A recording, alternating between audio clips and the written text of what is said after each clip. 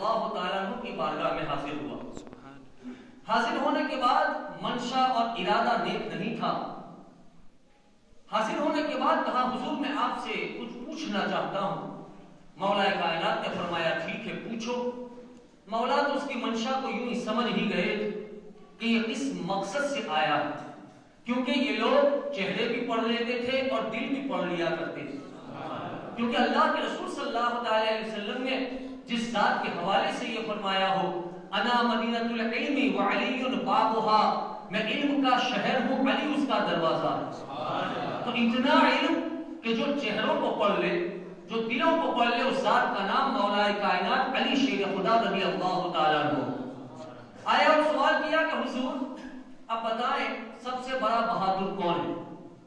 حضرت علی شیر خدا رضی اللہ تعالیٰ عنہ مسکرائے۔ یہ سمجھ یہ رہا تھا کہ حضرت علی یہی کہیں گے کہ میں سب سے بڑا بہادر ہوں، کیوں کہ خیبر کو میں نے اکھاڑا ہے، مرہب کو میں نے پچھاڑا ہے، اسی لیے سب سے بڑا بہادر میں ہوں۔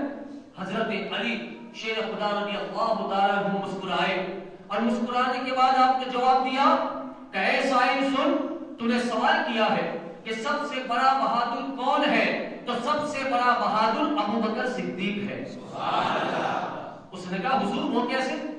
کہا سن، جب میں چھوٹا تھا تب میرے سرکار صلی اللہ علیہ وسلم نے اعلان نبوت کیا، اور جب فاران کی چوٹی پر میرے آقا صلی اللہ علیہ وسلم نے نبوت کا اعلان کیا اور لوگوں کو رب کی طرف بلایا، معبودان باطل کو چھوڑنے کی دعوت دی، ایک رب کو ماننے کی دعوت دی، تو کفار بھڑک اٹھے اور کفار مصطفیٰ جان رحمت صلی اللہ علیہ وسلم پر حملہ ور ہوئے۔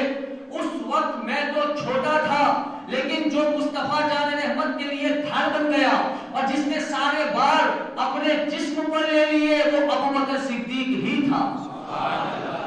جب کوئی نہیں تھا تب ابو بکر تھا، اس لیے سب سے بڑا بہادر ابو بکر۔ اس نے دوسرا سوال کیا کہ ٹھیک ہے چلیے ابو بکر سب سے بڑے بہادر تو ہیں، لیکن اب یہ سوال میں جو کروں گا میرا گمان ہے کہ آپ جواب یہی دیں گے کہ میں ہوں۔ کہ بتائیں سب سے بڑا عالم کون ہے؟ سب سے بڑا عالم کون؟ کیونکہ یہ جانتا تھا سرکار کا فرمان ہے انا مدینۃ العلم وعلی بابها، میں علم کا شہر ہوں، علی اس کا دروازہ ہے، یہ جانتا تھا سرکار کا فرمان ہے۔ حضرت علی مسکرائے، اور مسکرانے کے بعد حضرت علی نے جواب دیا کہ سب سے بڑا بہادر بھی ابو بکر ہے۔ ارے بول دے خطاب بھی میں ہی کروں، سبحان اللہ بھی میں ہی بولوں، مسکرا بھی میں ہی دوں، تو میرے عزیز آپ کریں گے کیا؟ کچھ تو کر لیا کریں۔ تو کہا سب سے بڑا عالم کون؟ کہا سب سے بڑا عالم ابو بکر۔ کہا وہ کیسے؟ کہ سرکار کا فرمان ہے، اور جو لوگ اہل علم ہیں وہ جانتے ہیں فقہ کا مسئلہ ہے کہ امام اسے بناؤ جو تم میں سب سے بڑا عالم ہو۔ اسی لیے تو آپ مسجد میں دیکھتے ہوں گے کہ آپ کے امام سے بڑا عالم کوئی آ جاتا ہوگا تو امام مصلی ان کے حوالے کر دیتا، کیونکہ فقہ کا مسئلہ ہے یہ کہ امام اسے بناؤ جو تم میں سب سے بڑا عالم ہو۔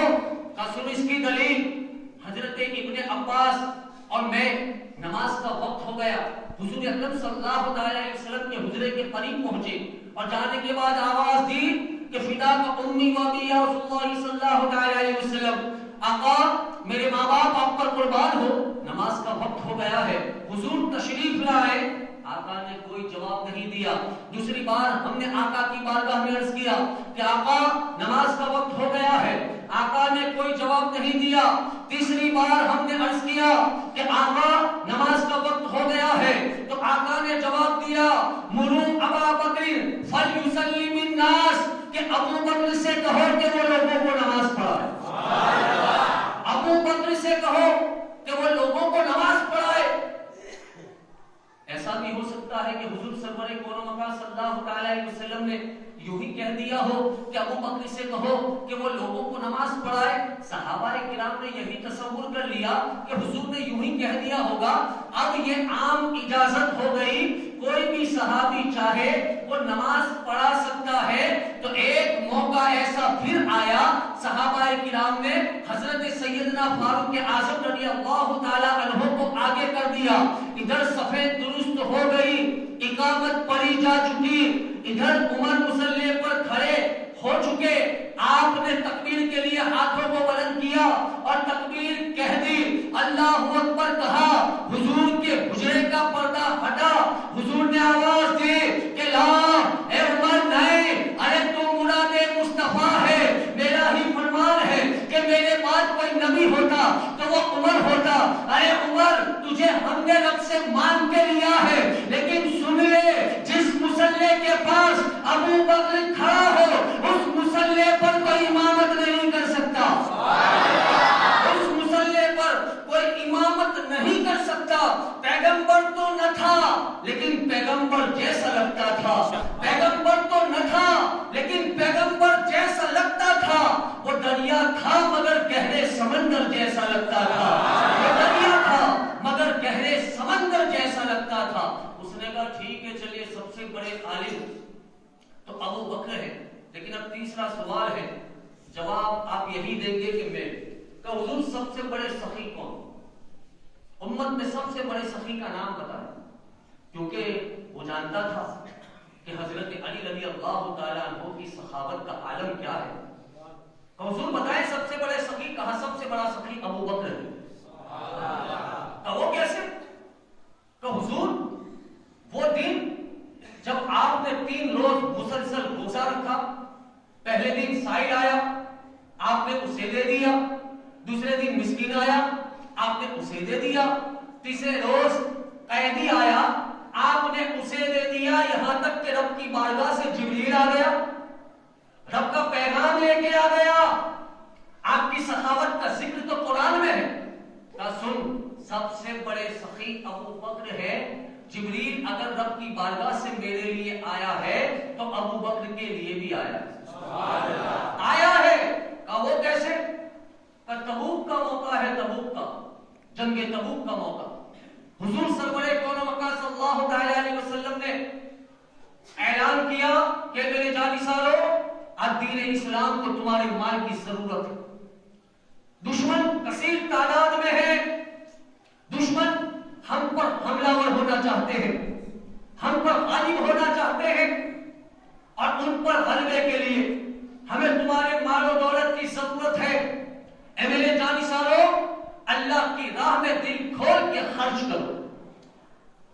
حضرت عائشہ صدیقہ سلام اللہ علیہا یہ کہتی ہے کہ میرے بابا میں نے رات کی تاریکی میں دیکھا، اگر اس جملے پر آپ خاموش رہیں تو میں آپ سے زیادہ توقع نہیں رکھ سکتا، رات کی تاریکی ہے، میں میرے بابا کے حجرے میں ہوں، میں نے دیکھا کہ رات کی تاریکی میں میرے بابا دیواروں میں ادھر ادھر ہاتھ مار رہے ہیں،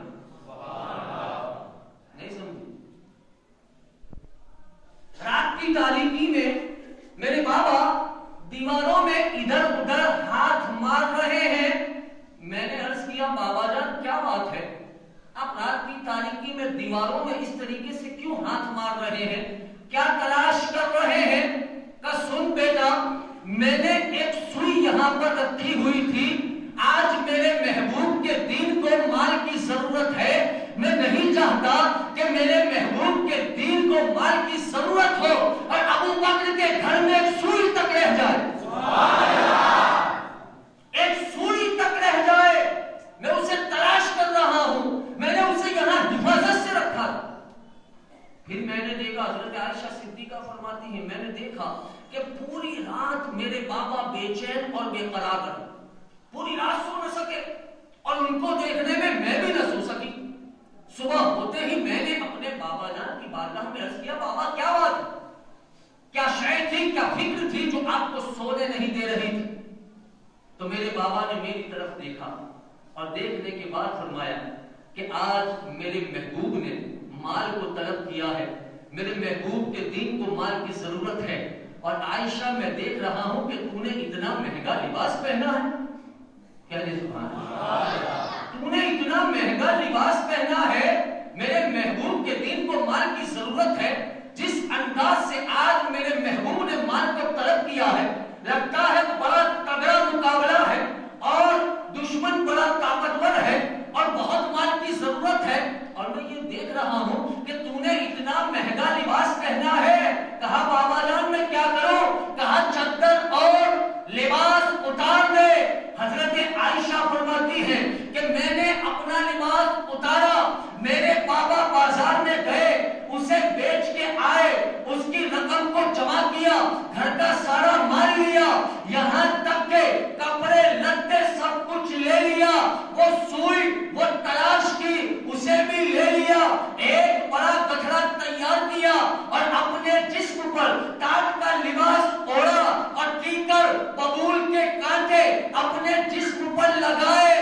ارے ابو بکر مصطفیٰ جان رحمت کی بارگاہ میں بعد میں آئے، پہلے جبریل تاج کا لباس پہن کے پہنچ گئے، پہلے جبریل تاج کا لباس پہن کے پہنچ گئے۔ آقا نے دیکھا جبریل تجھے بار بار دیکھا، کہتے بار بار دیکھا ہے، تو نوری اور یہ لباس تاج کا، کیکر لگے ببول کے کانٹے، وجہ کیا ہے کہ حضور اوپر دیکھیں، حضور اوپر دیکھیں۔ اللہ تبارک و تعالیٰ نے سارے پردے ہٹائے، محبوب نے دیکھا کہ ہر فرشتے نے تاج کا لباس پہنا ہے اور ببول کے کانٹے لگائے۔ سبحان اللہ۔ جنت میں کسی چیز کی کمی ہے؟ کیسا لباس وہاں ہوگا کہ کوئی تصور نہیں کر سکتا، لیکن سب نے تاج کا لباس پہنا ہے اور کیکر ببول کے کانٹے لگائے ہیں۔ جبریل کیا بات ہے کہ حضور ابھی پتا چل جائے گا۔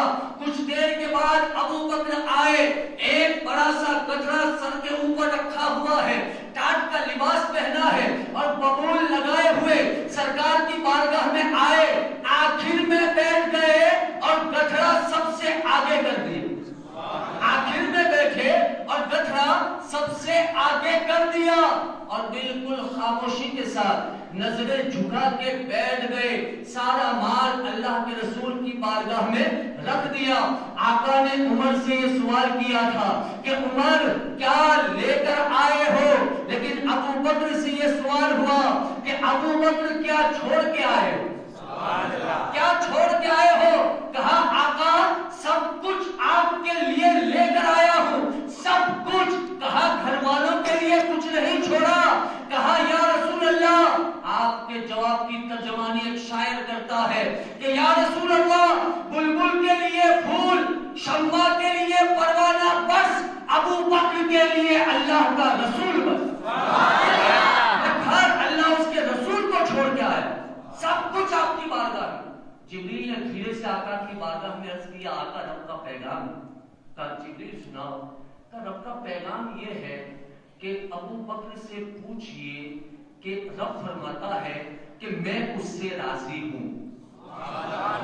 نہیں رب فرماتا ہے اپنے بندے سے پوچھئے کہ میں تو راضی ہوں، لیکن اے ابو بکر تم مکے کا بہت بڑا تاجر تھا، تو بہت بڑا امیر تھا، تیرے جسم پر بہترین لباس ہوا کرتا تھا، لیکن آج تیری حالت یہ ہے کہ سب سے زیادہ غریب تو ہو گیا ہے، کیونکہ تو نے اپنا سب کچھ میری راہ میں قربان کر دیا ہے، یہاں تک کہ تیرے جسم پر تاج کا لباس آ گیا ہے۔